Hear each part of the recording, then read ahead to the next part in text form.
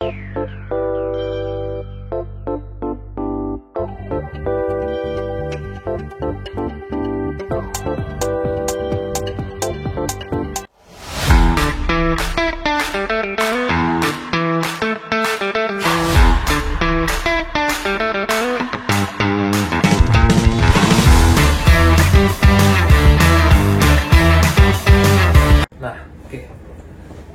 guys, halo semuanya ya. Nah, jadi tuh welcome to our podcast. Di podcast kali ini tuh gua bakal ngebahas tentang digital transformasi. Nah, terlebih dahulu itu gua bakal ngebahas tentang digital transformasi satu perusahaan yang ada di Taiwan, yang merupakan tuh istilah perusahaan itu benar-benar pengaruh banget ya ke ekonomi mereka ya. Buat di Taiwan pun bisa meningkatkan di GDP mereka ya. Iya. Nah, jadi si perusahaan itu benar-benar kayak di setiap gadget yang kita pakai pasti tuh bakal ada setidaknya satu produk dari mereka. Nah, jadi tanpa lama lagi gue bakal kasih tahu perusahaan yang gue bakal bahas tuh sekarang, yang kita bakal bahas maksudnya itu adalah Taiwan Semiconductor Manufacturing Company, atau biasa tuh yang disingkat tuh di TSMC ya. Nah, jadi sebelumnya tuh gue bakal perkenalan diri dulu. Jadi gue sebagai host, gue Gio sebagai host, terus ada teman gue yang guest, Nick, nama gue Nick, ya, terus ada Ferdi sebagai guest juga.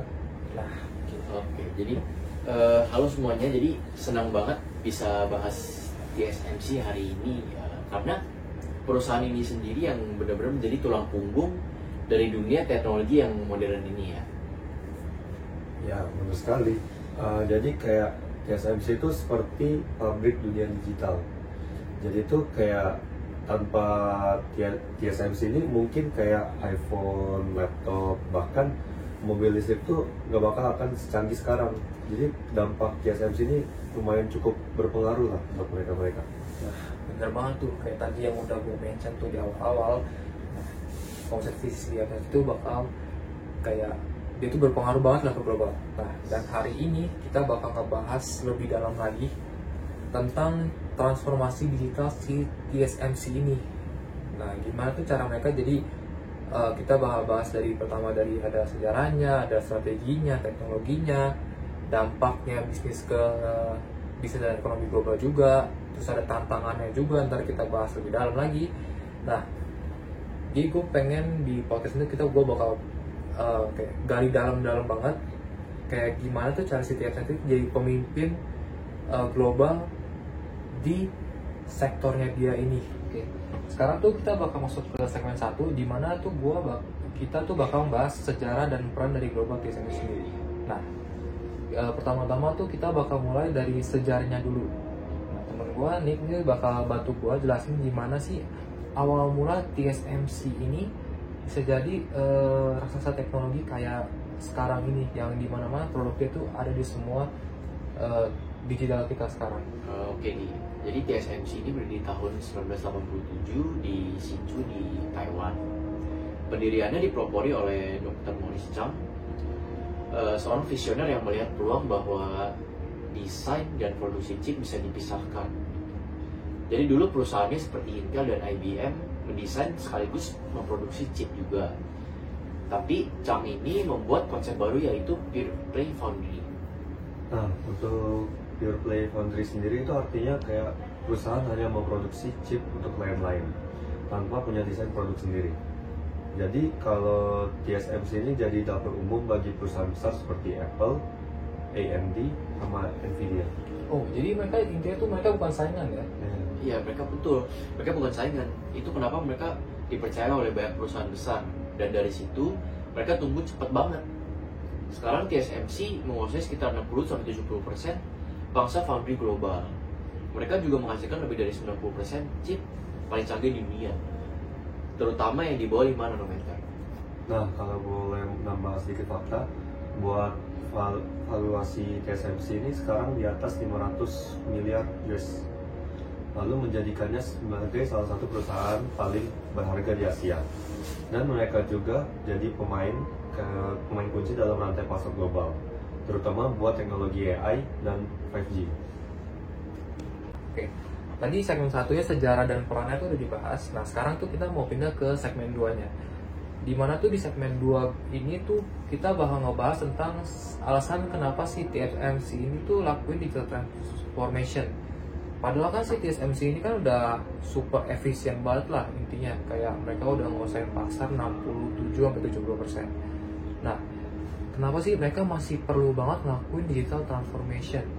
Nah, jadi ada 3 alasan besar TSMC. Yang pertama, ada lonjakan permintaan chip AI dan HPC, yaitu High Performance Computing.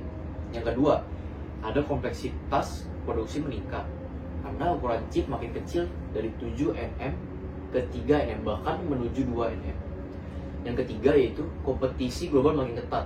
Jadi terutama Samsung Foundry dan Intel.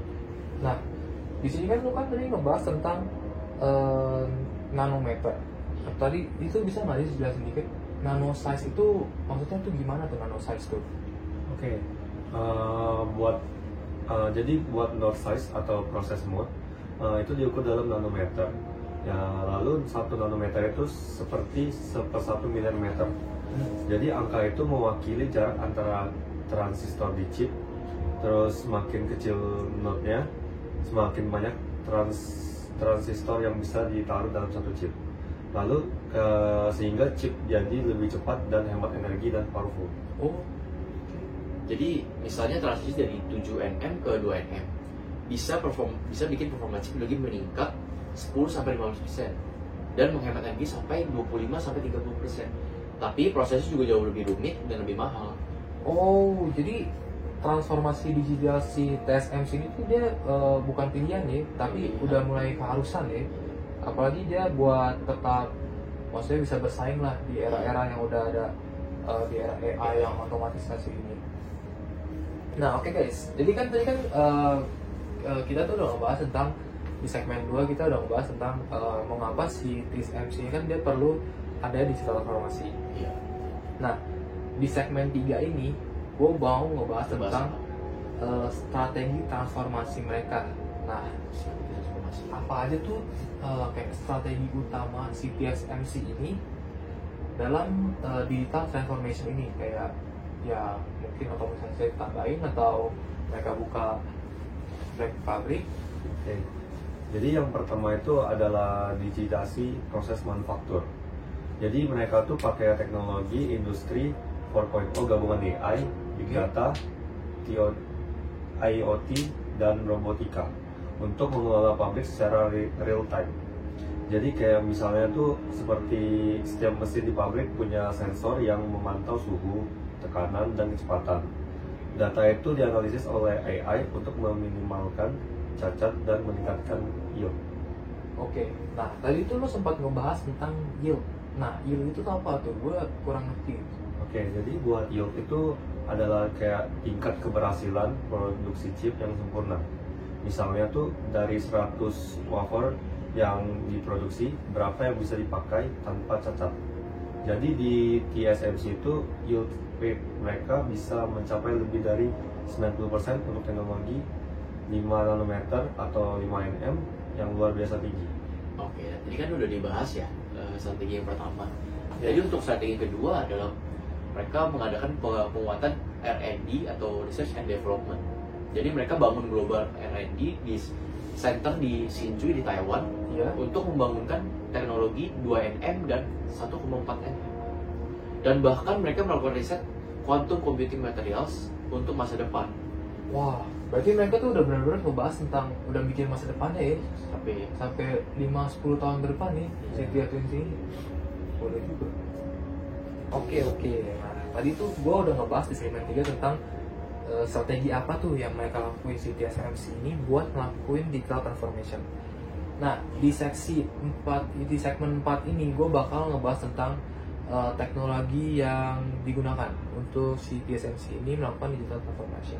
Nah, sekarang tuh kita bakal ngebahas lebih dalam teknologi apa sih yang mereka pakai ini buat ngelakuin digital transformation ini.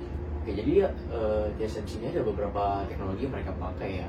Yaitu yang pertama ada teknologi EUV lithografi atau Extreme Ultraviolet Lithography. Jadi teknologi ini mencetak chip paling canggih di dunia. Hmm. Mereka mencetak chip pakai cahaya ultraviolet ekstrim untuk membentuk pola transistor di wafer silikon. Jadi harganya juga nggak main-main. Jadi harga satu mesin UV aja sekitar 200 juta USD Mahal ya. per unit. Mahal ya. Ya. Dan TSMC punya puluhan unit dari ASML, produsen asalnya dari Belanda. Custom tuh kayak gitu. Custom. ya. Bisa. Terus buat yang kedua ini mereka tuh pakai kayak advanced tracking teknologi. Jadi isinya tuh ada kayak seperti chip on wafer on substrate, sama satu lagi tuh ada kayak integrate fan out. Jadi kalau bisa diibaratkan tuh ini nih kayak cara menumpuk dan cara menghubungkan. Jadi tuh kayak beberapa chip menjadi satu kesatuan agar bisa bekerja lebih cepat. Nah, terus teknologi ini penting juga nih buat chip AI kayak Nvidia H200 sama A100. Menarik ya. Jadi dari apa yang gue dengar dari kalian berdua tuh, jadi intinya si TSMC ini tuh dia nggak cuman bikin chip kecil aja, Iya. cuman dia bakal bikin chipnya tuh jadi lebih efisien ya berarti ya. Ya, makanya justru jadi lebih efisien. Jadi benar sih. Jadi mereka tahun 2025 aja, mereka aja investasi sampai 6 juta USD untuk memperluas fasilitas CoWoS tadi yang tadi dibahas Ferdi. Karena permintaan chip AI ini terus melonjak tiap tahunnya. Gitu. Jadi permintaan chip ini terlalu melonjak ya Tiap tahun selalu meningkat. Jadi mereka semakin mahal. 6 miliar USD sih, gue gak kebayang lah. Oke, nah sekarang tuh gue mau masuk, kita bakal ke segmen 5, di mana tuh kita bakal ngebahas tuh tentang perubahan operasional dan juga sumber daya manusia atau SDM. Nah, kan kalau misalnya kita lihat tuh dari sisi manusia sama si organisasi ini, gimana sih dampaknya ke si TSMC ini? Nah, terus karena tadi kita udah ngebahas tentang teknologi sama tentang bisnisnya, nah sekarang tuh gue pengen tahu gimana tuh perusahaan saat ini si TSMC ini bisa memastikan kalau misalnya orang-orangnya tuh juga ikut berubah sesuai sama perubahan digital transformation ya. Oke, menarik nih Gio. Jadi transformasi digital di TSMC itu bukan cuma soal mesin canggih, tapi juga tentang perusahaan kompetensi manusia di dalamnya. Jadi kayak bayangin banyak teknisi di TSMC itu dulunya ahli fisika material dan teknik konvensional. Tapi sekarang mereka tuh harus kayak reskilling dan belajar hal baru kayak data analytics, machine learning, sampai automation system. Oh, berarti mereka sampai seniat itu ya? Sampai Iya. mereka harus kayak nge-reskilling dari sampai automation system pegawai-pegawai. juga. Iya. Jadi TSMC juga gak asal nyuruh karyawan belajar sendiri. Jadi mereka bangun yang ada namanya TSMC University. Oh. Mereka punya universitas sendiri. Jadi itu semacam internal training ecosystem gitu. Jadi lewat platform ini setiap karyawan bisa ikut kursus digital skill, AI for manufacturing, dan sampai pemahaman tentang cyber physical system. Itu di-provide tuh sama TSMC-nya tuh. Iya. Jadi mereka sampai bikin university-nya untuk khusus ini doang gitu sampai. Jadi pelatihan mereka juga udah terstruktur banget. Oh, itu niat banget sih. Niat banget. Iya sih, bener sih, kayak bahkan di beberapa smart fab atau pabrik pintar mereka tuh semua prosesnya tuh udah saling terhubung lewat industri internet atau industri internet of things atau HOT. Jadi kayak teknisi sekarang tuh bukan cuma ngerti mesin, jadi kayak tapi juga harus bisa membaca data dashboard real time buat analisis performa mesin. Wah, gila. Berarti mereka tuh benar-benar nge-provide banget dan ngelatih banget ya buat kawan-kawan mereka selama di digital transformation ini. Jadi ini bisa gue ngomong kayak mereka tuh benar-benar manusia sama mesin tuh benar-benar kolaborasi ya. Nggak lagi jadi kayak kayak terpisah gitu, Iya. kayak pesuruh Mereka gitu. menggabung Gabung. jadinya. Jadi manusia sama AI jadi ya mereka gabung. Collab.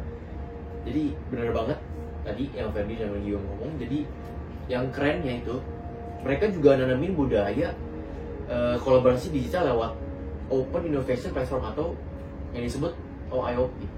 OIP. Platform ini mempertemukan desainer chip, supplier, dan klien dalam satu ekosistem digital yang transparan.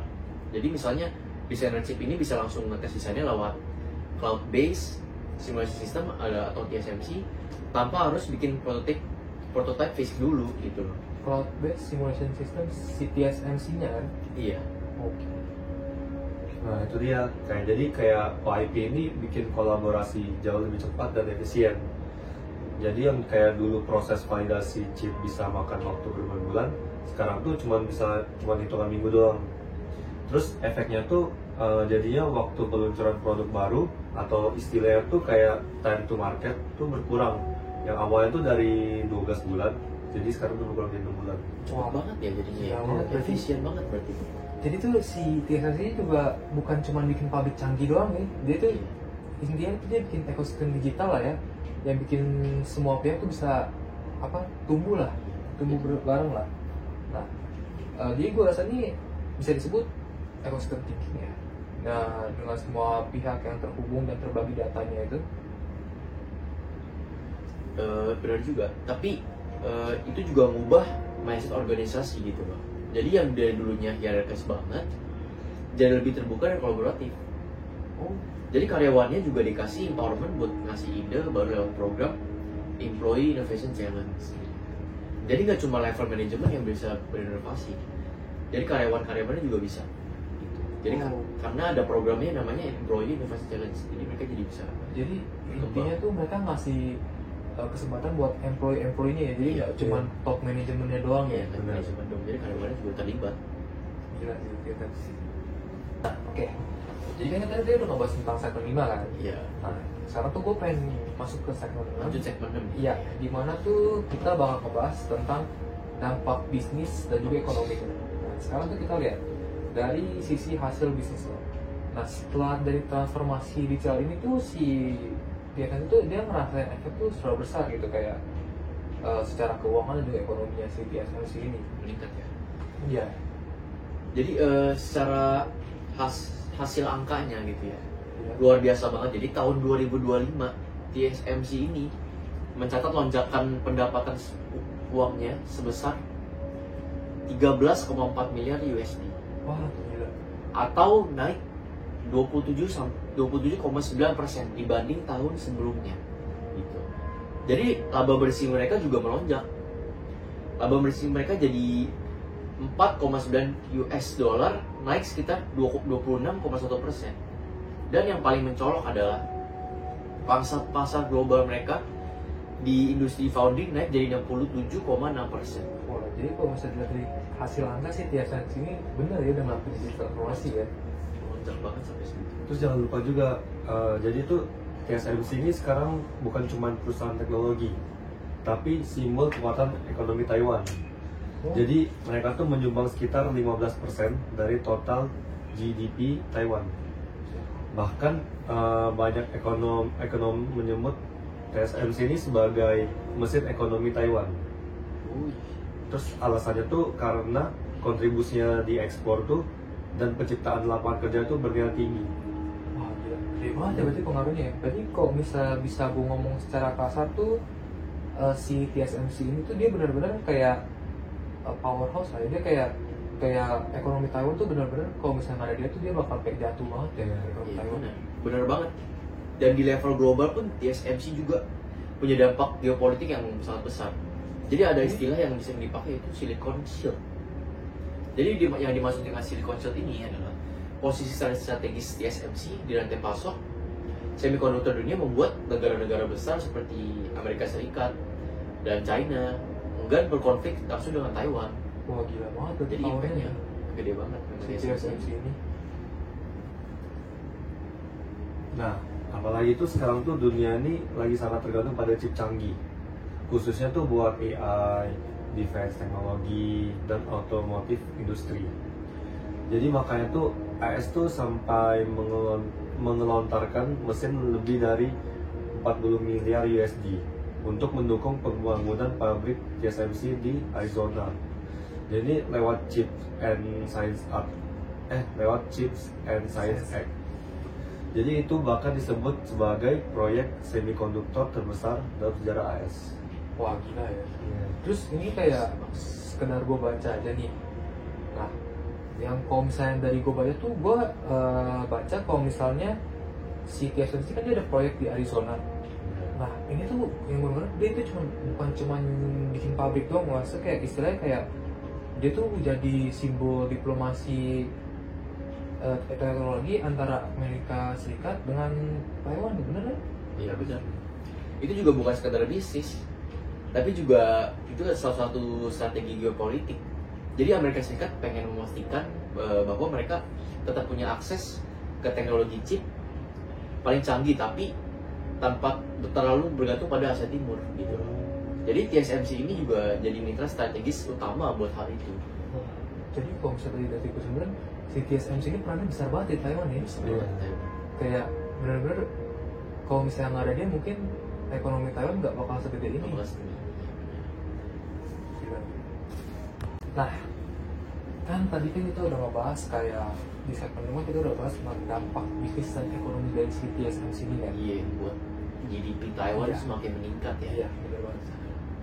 Jadi sekarang tuh gue bakal lanjut ke segmen 7-nya, dimana tuh gue mau ngebahas tentang tantangan dan risikonya. Gue pengen tahu kayak kan semua hal yang berjalan ini kan nggak semuanya pasti berjalan mulus kan di transformasi ini kan. Masih ada up and down-nya ya. Iya, nah apa aja sih tantangan-tantangan yang si TSMC ini hadapi selama dia melakukan selama proses dia digital transformation ini gitu. Oke, jadi buat tantangannya ada 3 tantangan besar yang selalu disebut oleh para analisis. Jadi yang pertama tuh kompleksitas teknis. Jadi itu mereka tuh kayak membuat chip berukuran 2 nanometer.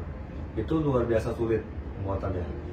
Jadi untuk konteksnya tuh satu helai rambut manusia itu tebalnya sekitar 80.000 sampai 100.000 nanometer. Wah, gila. Iya, Kecil banget ya. Ya, jadi kayak bayangin aja nih, TSMC itu harus mengontrol proses manufakturnya di level atom. Nah, gila banget. Di level itu juga kesalahan sekecil apapun bisa bikin yield turun drastis gitu. Jadi makanya mereka buat heavily invest di AI based defect detection system dan quantum simulation tools buat memastikan bahwa presisinya itu tinggi banget. Gila banget ya berarti ya. Baru benar-benar harus presisi banget. Iya. Tapi kecil banget berarti itu ya.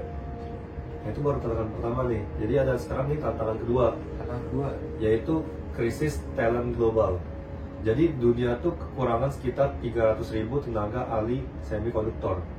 Oh, Ya. Jadi terus TSMC ini bahkan kerjasama dengan universitas di Taiwan.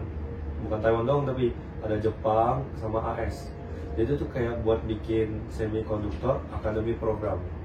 Jadi mereka tuh pengen regenerasi ini talenta ini bisa jalan terus, biar bisa berjalan terus selanjutnya.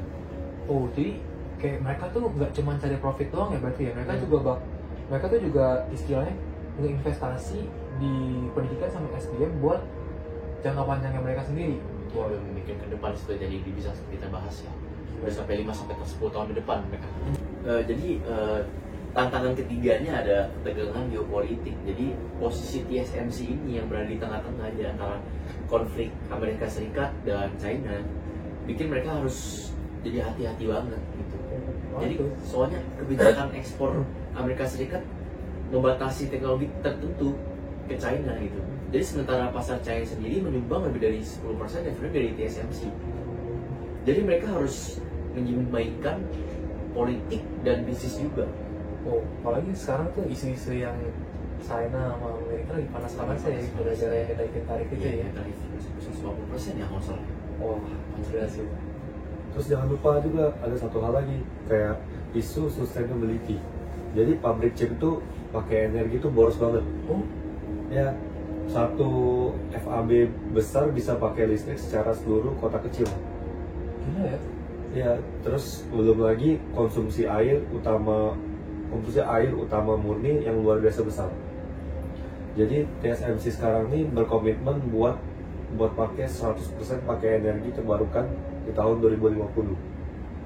Dan mereka juga udah mulai pakai solar farm serta offshore wind power di Taiwan.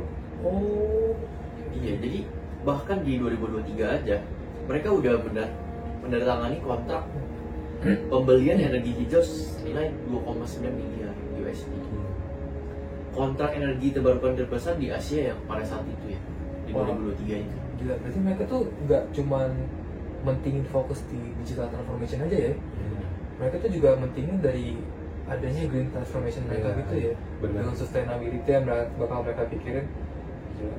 Kalau misalnya benar-benar ini kewujud sih, ini kombinasi benar-benar powerful banget sih. Sangat powerful. Nah, jadi kan dia tuh ngebahas semuanya nih dari segmen 1 sampai segmen 7. Benar-benar Panjang banget ya? Iya. Dari awal sampai kita benar-benar ngebahas tentang tantangan mereka tuh, Tentu mereka sampai sistem apa sistem teknologi yang mereka green dipakai. transformation Iya, mereka. gila itu banyak banget sih. Nah, jadi ini setelah kita udah bahas panjang banget nih dari sejarah, strategi, teknologi, SDM, sampai itu dampak buat bisnis sama geopolitik mereka. Nah, kalau boleh nih kalian simpulkan nih, apa pelajaran yang paling penting yang kita bisa dapat dari si TSMC ini? Kalau dari gue sendiri sih sebenarnya pelajaran besarnya adalah digital transformation itu bukan tujuan akhir kita gitu, tapi jadi itu kita menjadikan jadi proses berkelanjutan. Jadi TSMC juga nggak pernah berhenti berevolusi gitu. Begitu satu teknologi matang, mereka langsung siap buat yang berikutnya. Jadi itu mindset yang sangat luar biasa menurut gue sih. Kalau menurut lu kan? kalau menurut gue sendiri sih kuncinya tuh ada di people dan partnership. Jadi tanpa SDM yang mau belajar ulang dan budaya kolaboratif, teknologi secanggih apapun tuh gak bakal maksimal. Tuh Iya. dia tuh perlu Setuju. banget kayak ada budaya kolaborasinya segala macam lah. Terus kalau buat TSMC-nya tuh ngerti banget hal itu. Makanya mereka tuh fokus membangun learning culture yang kuat.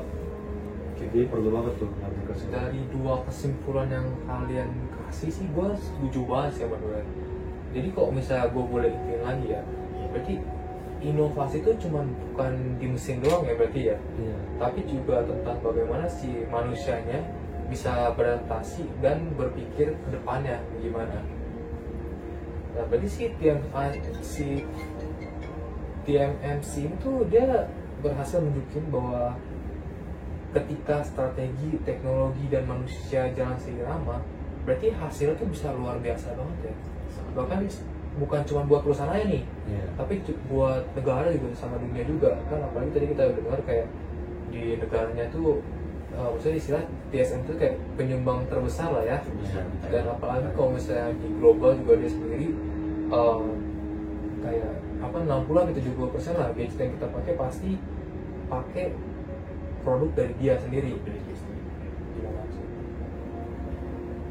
Ini jadi gue bener-bener kayak terima kasih banget buat kalian berdua nih yang udah datang dan udah sharing insight yang tentang TSMC ini, digital transformation TSMC ini, yang dimana tuh kita benar-benar udah ngebahas dari yang segmen 1 yang kita ngebahas tentang sejarahnya, terus ada juga teknologinya, apalagi ada tantangan-tantangannya, terus ada kayak strategi mereka tuh gimana buat agar mereka tuh bisa ngelakuin dengan aman banget. Secara operasionalnya dan SDM mereka gitu. Iya, apalagi tadi yang tentang yang mereka nge-provide bikin TSMC University itu benar-benar gue nggak nyangka sih si TSMC ini bakal kayak se effort itulah buat Iya sih. ke orang-orang mereka gitu. Dampak mereka juga di dunia geopolitik ini juga bagus banget sih, sama dampak bisnis dan ekonominya gitu. Jadi Iya, gue setuju banget sama itu. apa ya? Jadi lebih berputar aja sih ekonominya, jadi Iya, tidak efisien. bagus ya. Benar. Nah, oke. Jadi buat kalian yang udah ngedengerin tentang podcast kami ini hari ini, gue terima kasih banget dan gue berharap di episode podcast kali ini tuh bisa ngasih kalian inspirasi baru gitu buat ngeliat gimana sih cara transformasi digital berjalan, tentang strategis dan juga manusiawinya, gimana cara mereka 3 aspek itu bisa berjalan dengan berdampingan lah, head to head. Nah, jadi sekian, terima kasih dari kita. Nah, kita bakal ketemu di episode selanjutnya. Thank you. Betul banget. Bye. Bye bye. Thank you guys.